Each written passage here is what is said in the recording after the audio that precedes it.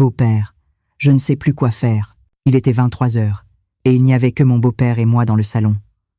Antoine, mon mari, était encore au bureau, sans même un coup de fil. « Sophie, ne t'en fais pas. » La voix de mon beau-père s'est adoucie. « 6 ans, beau-père. Ça fait déjà 6 ans. Les larmes me sont montées aux yeux.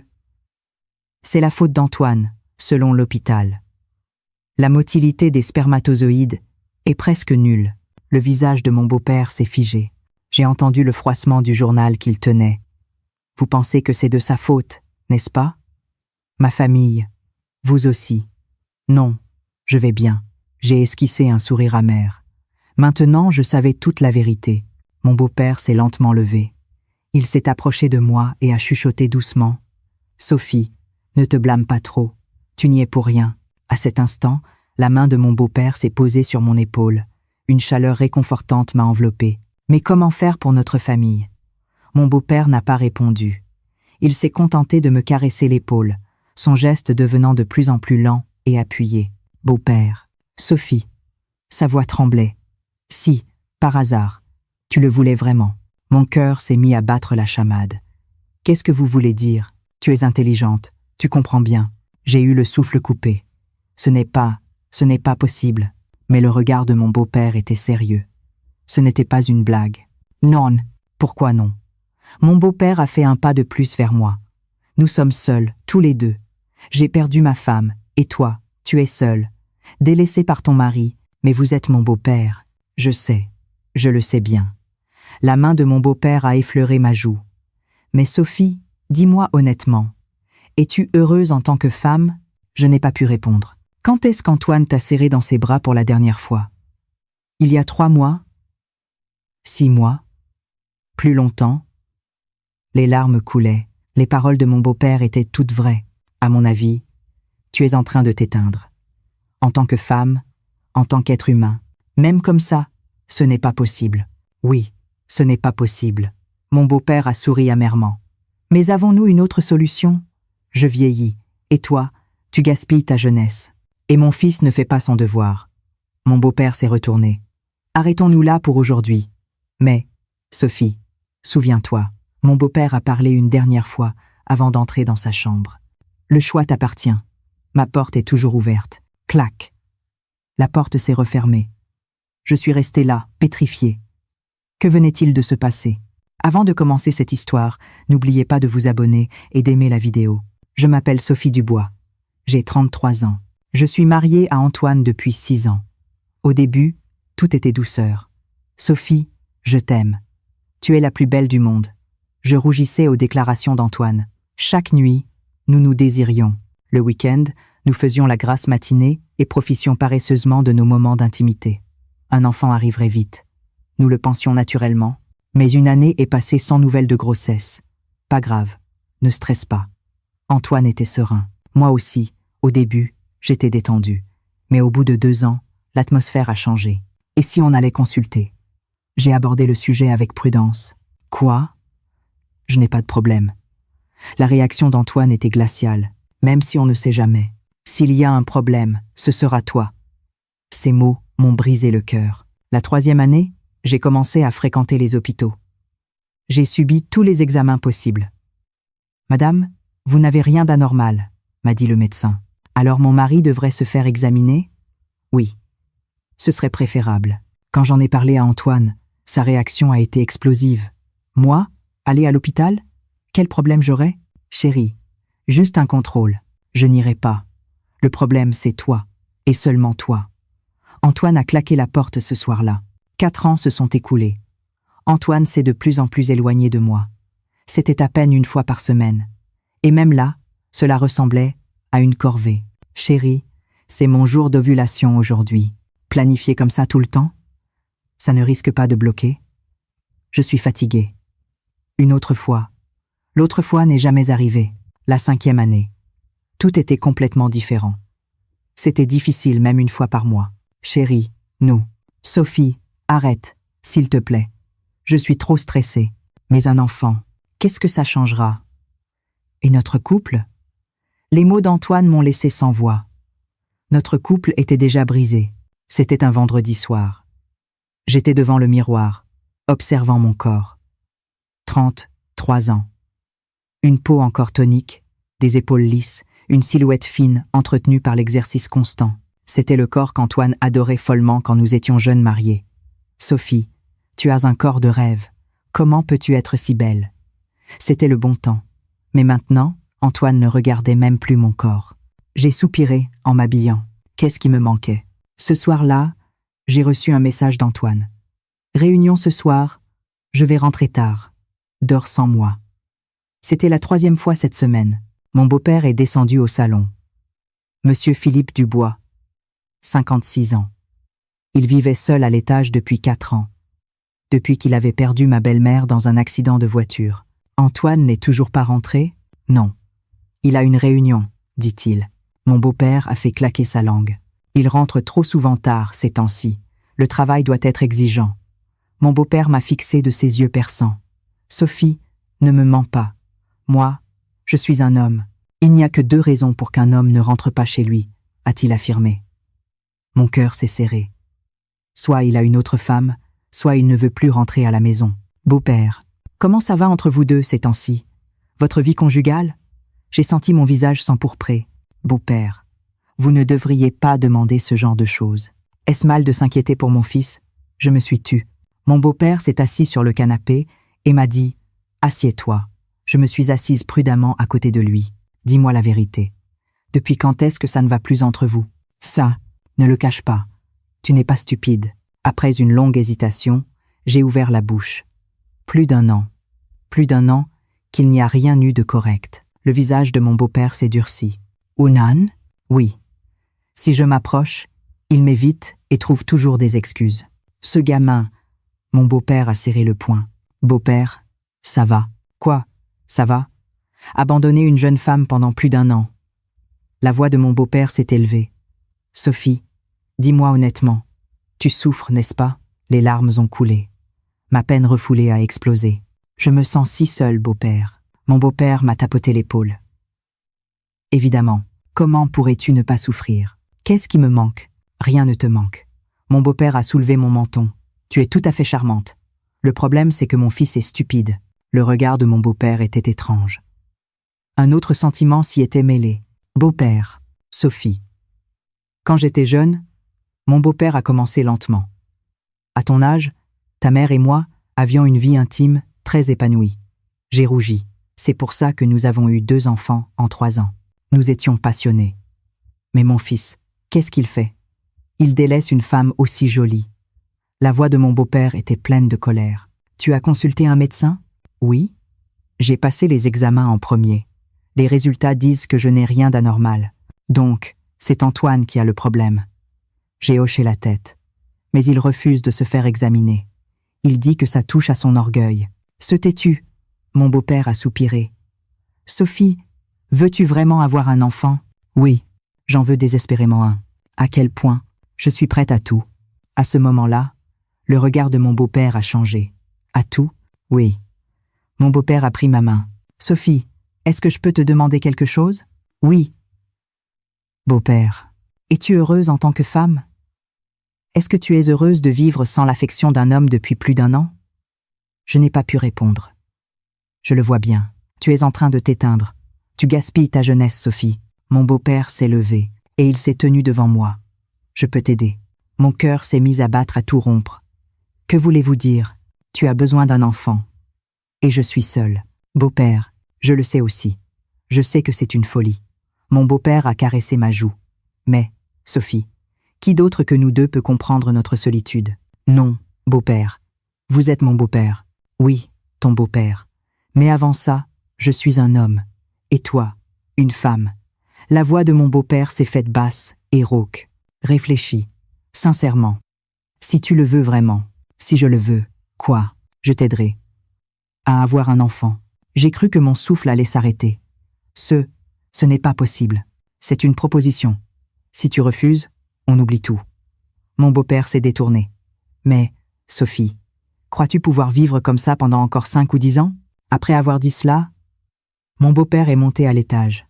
Je me suis écroulée sur le canapé. Tout mon corps tremblait. Qu'est-ce qu'il venait de dire? Je n'ai pas pu dormir cette nuit-là. Les paroles de mon beau-père continuaient de résonner. Je t'aiderai à avoir un enfant. J'ai regardé par la fenêtre et j'ai pensé. C'est de la folie. Avec mon beau-père, c'est impensable. Mais, d'un autre côté, je ne peux pas vivre le reste de ma vie comme ça, sans enfant, sans amour. À 4 heures du matin, Antoine est rentré. Une forte odeur d'alcool s'en dégageait. « Tu es là ?» Il est entré dans la chambre sans répondre. J'ai rassemblé mon courage. J'ai ouvert la porte et je suis entré. « Antoine, tu dors ? Parlons un peu. »« De quoi ? Allons à l'hôpital. Fais-toi examiner toi aussi. » Antoine s'est levé d'un bond. « Encore cette histoire. Fais juste un contrôle. Tu veux dire que c'est moi qui ai un problème, c'est ça ? Ce n'est pas ce que je veux dire. Assez, sors, clac. » Un oreiller a volé. J'ai quitté la chambre. Les larmes coulaient. J'étais assise dans le salon, en train de pleurer, quand j'ai entendu quelqu'un descendre les escaliers. C'était mon beau-père. « Sophie, ça va ? » « Oui, ça va. » C'était un mensonge. Ça n'allait pas du tout. Mon beau-père s'est assis à côté de moi. J'ai entendu. « Je suis désolée. J'ai fait trop de bruit. Pourquoi t'excuses-tu ? C'est ce gamin qui est en tort. » « Oui. Tu as réfléchi à ma proposition ? » Mon cœur battait la chamade. « Beau-père, ce n'est vraiment pas possible. Pourquoi ? Pourquoi ? Vous êtes mon beau-père. Et alors ? » La main de mon beau-père s'est posée sur mon épaule. « Nous ne faisons de mal à personne. Si c'est ce que nous voulons tous les deux, n'est-ce pas suffisant ? Mais, Sophie, dis-moi honnêtement, l'affection d'un homme ne te manque-t-elle pas ? » J'ai rougi. « Ça fait plus d'1 an. Tu es encore jeune. Comment une femme peut-elle vivre comme ça ? » La main de mon beau-père a caressé ma joue. « Moi aussi, je suis seule. Cela fait 4 ans que j'ai perdu ma femme. Sais-tu comment j'ai vécu pendant tout ce temps ? Beau-père, nous pouvons nous consoler mutuellement. Et tu pourras avoir un enfant. » Le visage de mon beau-père s'est rapproché. « Non, s'il vous plaît. » Mais mon corps n'a pas bougé. « Sophie, beau-père, juste une fois réfléchi. » Les lèvres de mon beau-père ont touché mon front. « J'ai peur. Oui. Moi aussi j'ai peur. Mais je ne peux pas m'arrêter. » Les bras de mon beau-père ont entouré ma taille. « Beau-père, vraiment non. Je sais. Je sais. Mais, Sophie, tu es trop belle. Beau-père, j'ai attendu pendant 4 ans. Depuis le jour où tu es entré dans cette maison. Quoi ? Depuis que je t'ai vu pour la première fois, tu as attiré mon regard. J'étais choquée par sa confession. Mais tu étais ma belle-fille. Alors j'ai résisté, parce que tu étais la femme de mon fils. Beau-père, mais maintenant, je ne peux plus me retenir. Je ne peux pas rester là à regarder mon fils te délaisser comme ça. Mon beau-père m'a soulevée. Beau-père, non. Sophie, juste une fois. Donne-moi juste une chance. Si tu veux refuser, dis-le. Je te repose tout de suite. Je n'ai pas pu répondre. Mon beau-père a commencé à monter à l'étage. Beau-père, vraiment non. Mais ma main entourait le cou de mon beau-père. Sophie, je te le demande une dernière fois. Est-ce que tu ne veux vraiment pas ? Je n'ai pas pu répondre. La porte de la chambre de mon beau-père s'est ouverte. Et quand j'ai ouvert les yeux à l'aube, mon beau-père était à côté de moi. Qu'est-ce que j'ai fait ? Les draps étaient en désordre, témoignant de la nuit que nous avions passée ensemble. Mon beau-père a aussi ouvert les yeux. « Tu has dormi ?» Oui. Un silence gênant s'est installé. « Tu regrettes ? » Je ne sais pas. Mon beau-père a caressé mes cheveux. « Je suis désolé. J'ai peu. Être été trop loin. » Non, ce n'est rien. Sophie, c'est un secret, n'est-ce pas ? Je sais. Oui, c'est un secret. Mon beau-père s'est levé. Descends vite, avant qu'Antoine ne se réveille. Oui. Je me suis habillée à la hâte et j'ai quitté la chambre. Je suis descendue au rez-de-chaussée et j'ai pris une douche. L'eau a coulé sur mon corps.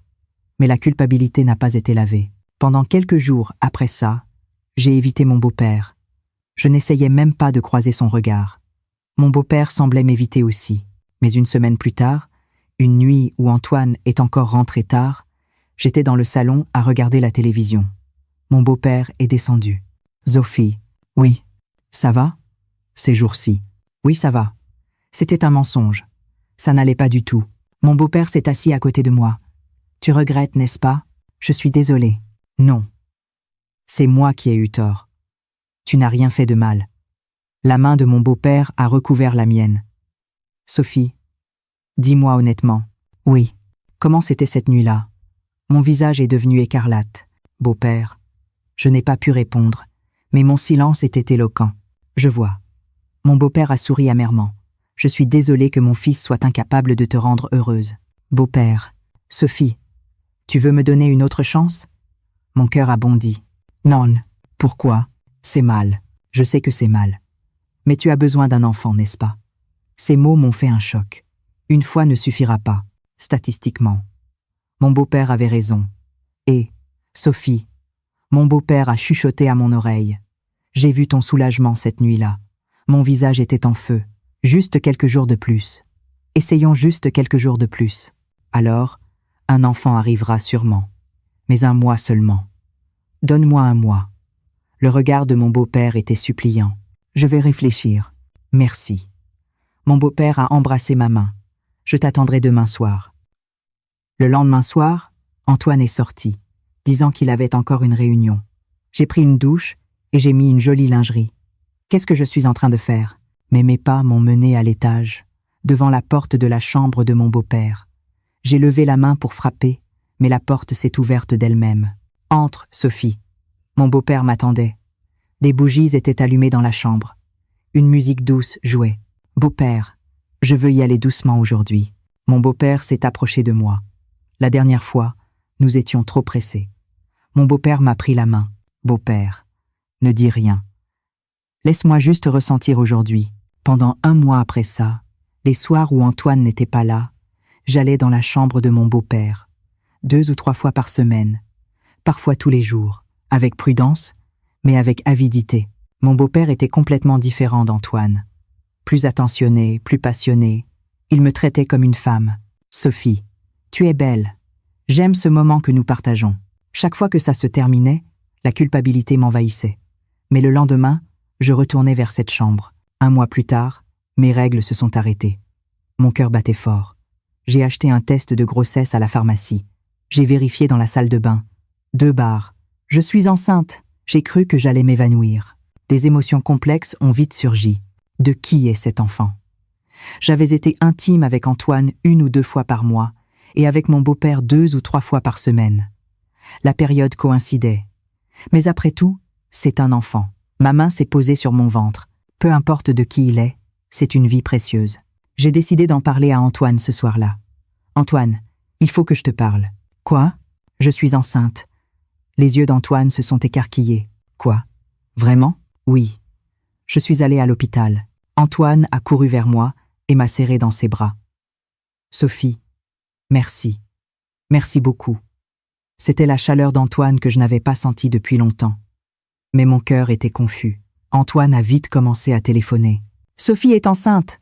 Papa, je vais être papa. » Tout le monde était heureux. Mais mes yeux ne voyaient que mon beau-père. Mon beau-père se tenait dans un coin de la pièce, me regardant avec une expression complexe. Nos regards se sont croisés. Mon beau-père a demandé par la bouche « L'enfant de qui ?» J'ai secoué la tête. Je ne sais pas. Le lendemain matin, je suis allé voir mon beau-père.